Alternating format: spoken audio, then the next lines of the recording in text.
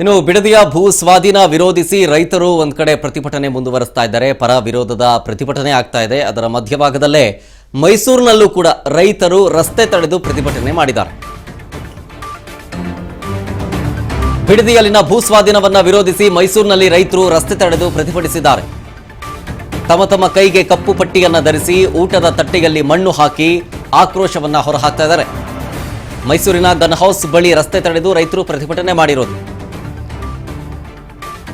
Gun house ಮೈಸೂರಿನಿಂದ ನಂಜನಗೂಡಿಗೆ ಹೋಗುವಂತ ರಸ್ತೆಯಲ್ಲಿ, ಸೊ ಹಾಗಾಗಿ ಆ ಮೇನ್ ರೋಡ್ ಅನ್ನು ಬ್ಲಾಕ್ ಮಾಡಿದ್ದಾರೆ.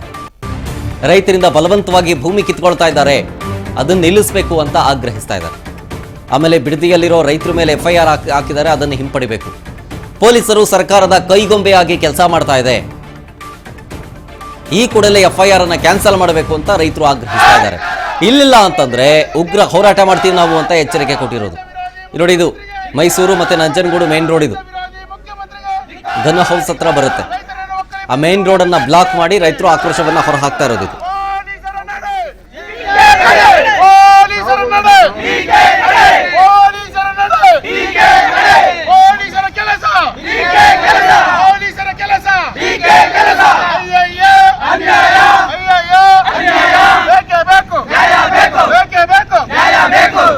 ನೋಡಿ ಆತ್ಮೀಯ ರೈತ ಬಾಂಧವರ, ಏನಿವತ್ತು